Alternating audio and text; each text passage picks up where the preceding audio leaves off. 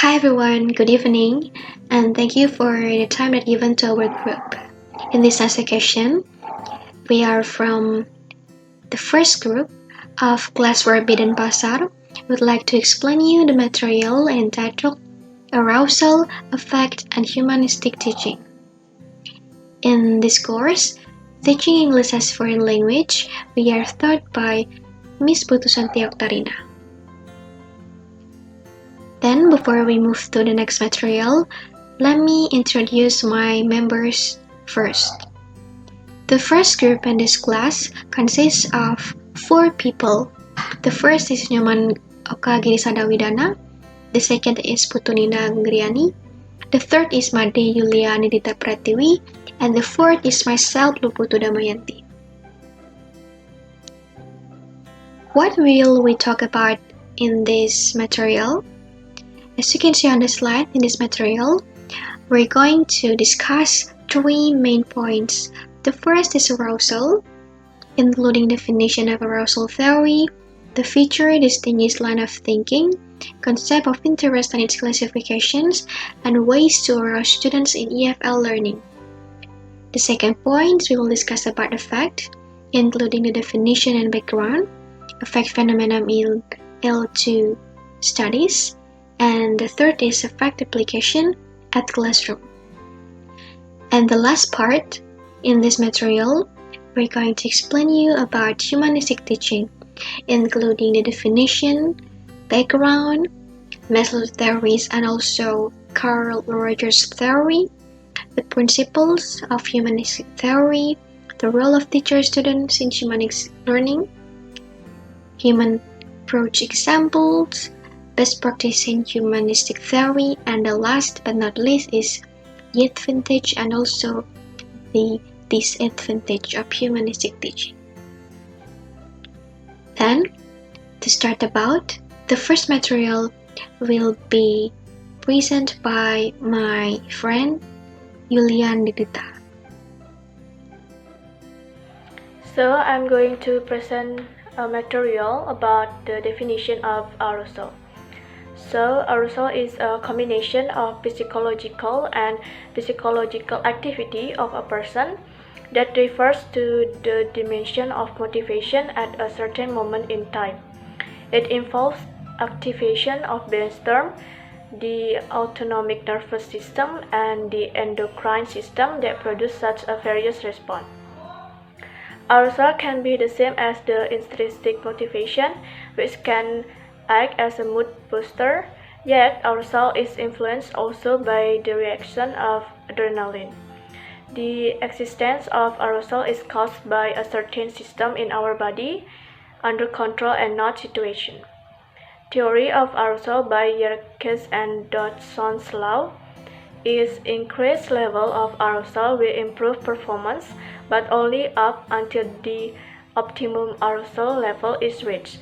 At that point, performance begins to suffer as arousal levels increase. Next is feature of arousal theory. There are 2 features of arousal theory, namely, first, arousal levels are highly individual.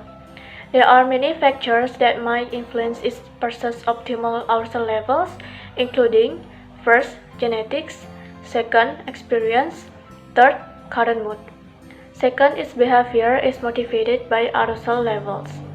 Person with high arousal needs motivated to do such a challenging and risk activities, for example, climbing, studying, and so on. Person with low arousal needs motivated to do such a simple and relaxed activities, for example, scrolling social media and watching a movie. So to rise up our arousal levels, we need to try something new, socialize with friends, and do physical activity. And to lower down our arousal levels, we need to read a book, watching TV, and having a rest. Okay, next is interest. Interest is a kind of emotion arousal status, and it is a tendency that the people know things or love some activities. Talking about interest, as you can see on the slide, the main concept of interest and its classification. Concept is the higher interest you put on a certain thing, the maximum result or benefit you can get. There are three concepts. The first one is real-time interest that appears through creative English as foreign language learning method applied by teacher. Second, the students already has this interest before the learning process. And the last one, high level of interest that keep the student enjoying the learning process. This can lead them into self-directed learning.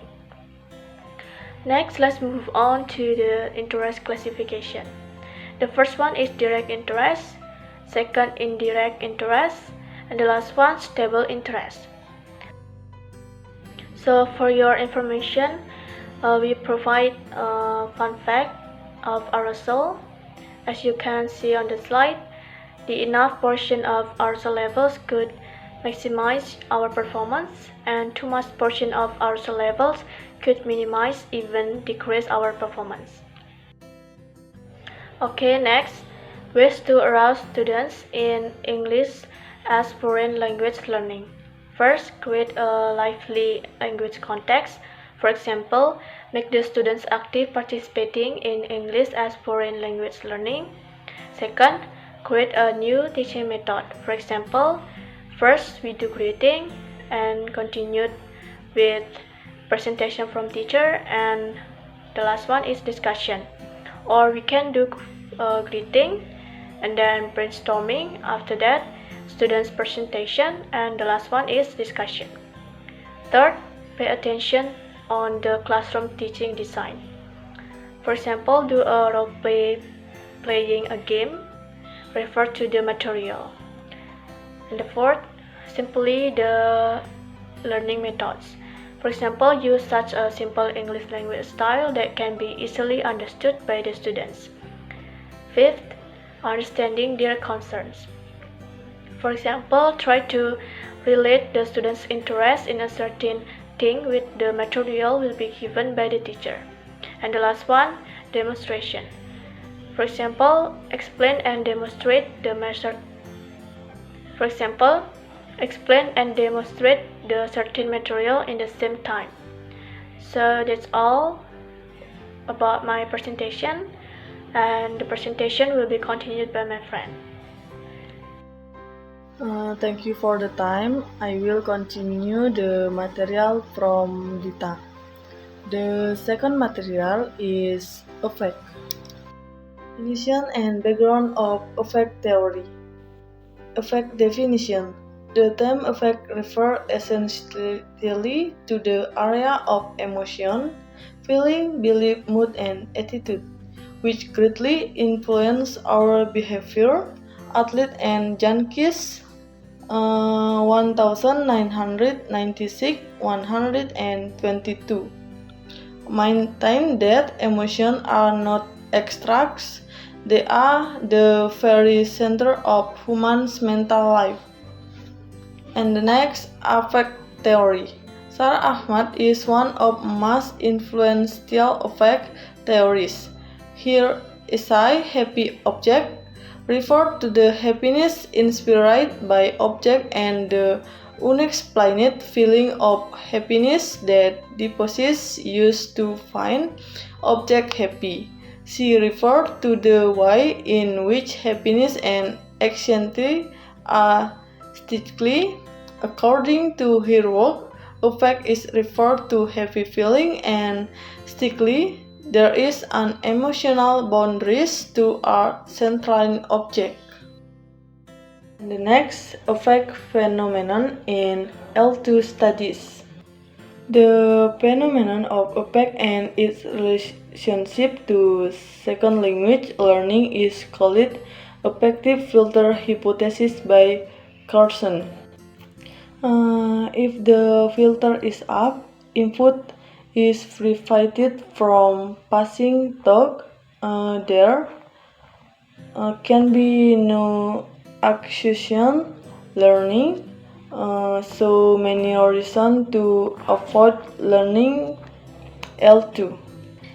And the next, if filter is down or low, and if the input is comprehensible, the input will reach the acquisition device, and acquisition will take place willingness to learn the L2. And the next, effect application at classroom.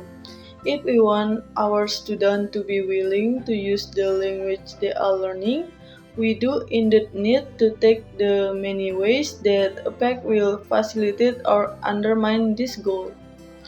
Trying to find some special classroom activities designed but to provide useful language work and to increase personal meaning, motivated, reduce anxiety, or give students confidence in their ability to learn and speak the target language. Underhill 1999 103 stresses the importance of this broader vision. New teachers with old attitude may amount to no change, while new attitude, even with old technique, can learn to significant change. And the material number 3, humanistic teaching. Definition of humanistic theory. The humanistic theory of teaching and learning is an educational theory that believes in teaching a whole child. A humanistic approach will have a strong focus on student emotional well-being and internally view children as innately good at the core. The next, background of humanistic theory. In the early 20th century, each 1900, behaviorism and psychologists were the dominant educational theories, and humanists focus on how help learn bring out the best in themselves.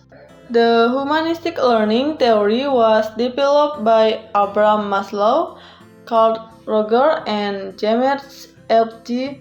Brugenthal in the early 1900s. Maslow and other humanistic psychologists suggest that students are inherently good and will make good decisions when all their needs are met.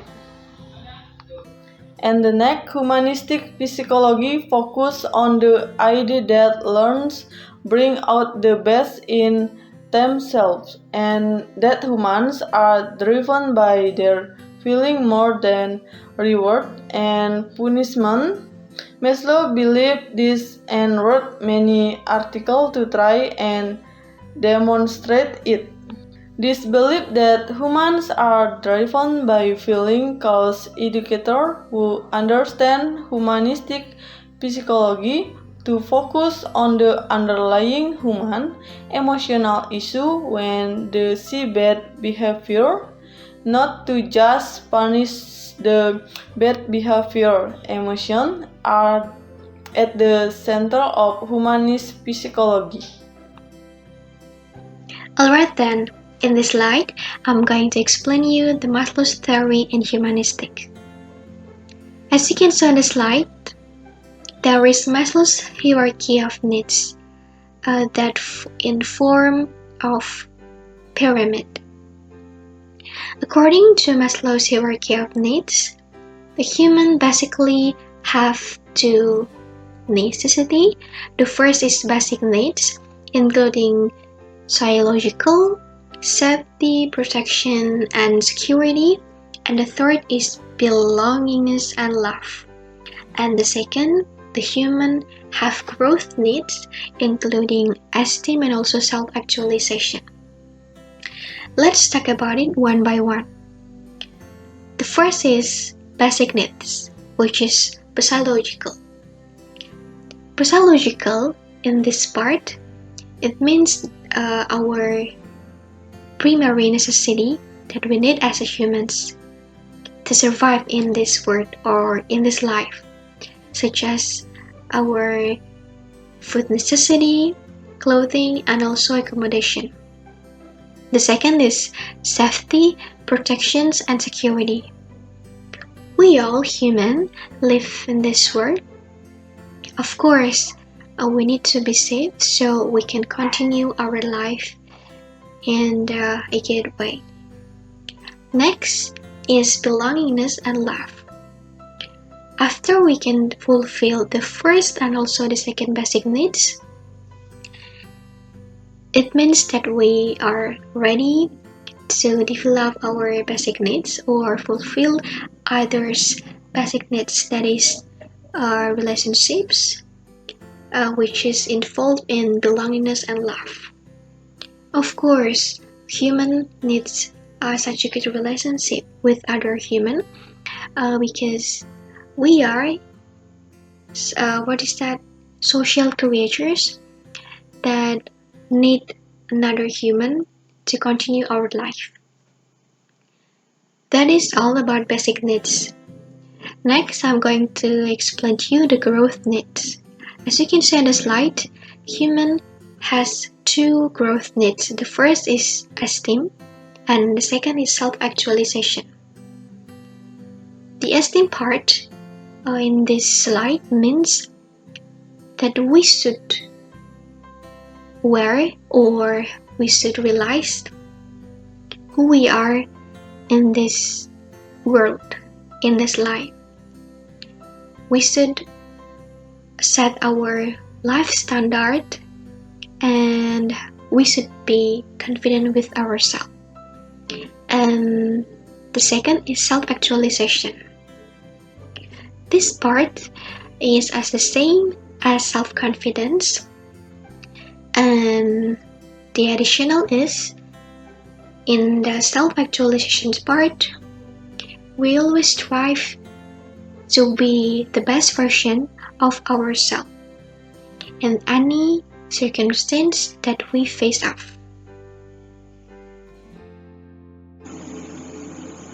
The next slide is Carl Rogers' theory.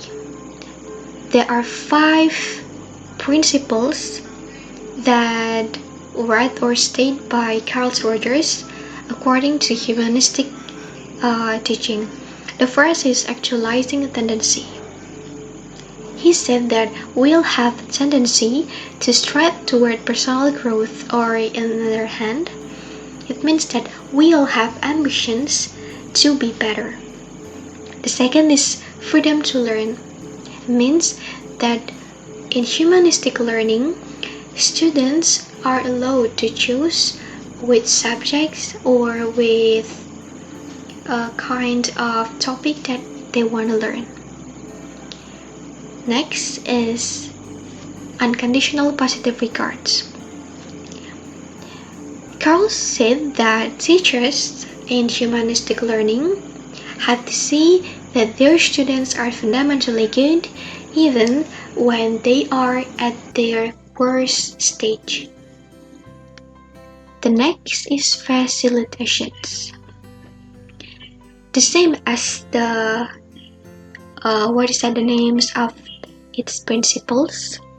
Facilitation here means that teachers should be facilitators in humanistic learning, not only just the figures, that just transferring the material without any demonstration. Next, the last but not least, is intrinsic motivation. Carl's belief that schools have historically repressed intrinsic motivation that can enhance the students' motivations in learning. After we talking about 2 humanistic theories, let us talking about principles of humanistic learning. There are 6 humanistic principles. The first is free will, which allows the students to choose what subjects they want to learn. The second is innate goodness, where humanists believe that humans always have a good side on themselves. The third is intrinsic motivations, which engages self-motivations of the students. The fourth is self-evaluations, which allow the students to evaluate themselves, or in the other hand, it allowed students to evaluate their progress in learning. Next, emotions impact learning. This part means that cognitive or knowledge and also affective or feelings are go hand in hand in learning process. They are related to each other and conspirated. And last but not least is self-learning environment.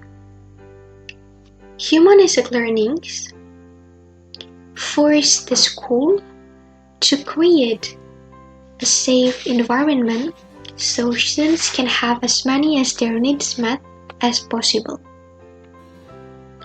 That's the principle of humanistic learning. And in the 19th slides, we are going to discuss about the role of teacher and students in humanistic learning in the classroom form.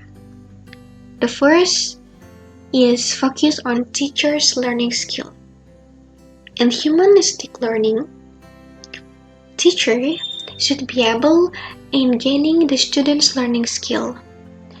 The teacher should be or have to looking a lot of ways how to decrease the students' skills in the classroom. Next is provide motivation for classroom tasks. As we know that sometimes even though we already give chance to the students choosing their lovely subjects, sometimes they feel up to doubt to themselves and they are difficult to make their decisions. Here, the teacher should be able to become a motivator to his or her students so that they can motivate their students well and their students can be motivated and they could find their self-confidence as well in the classroom. The third is provide choices to students in task. In this part, teachers have a role in helping work with students to make choices about what to learn. And the fourth part is create opportunities for group work. And humanistic learning, because we are human and we are social creators that need each other to continue our life. So the teacher should be able in creating opportunities for group work by told the students in doing a group work, the students can be able to interact with each other and collaborate in them easily. Okay, thank you for the time. Humanistic first example in education.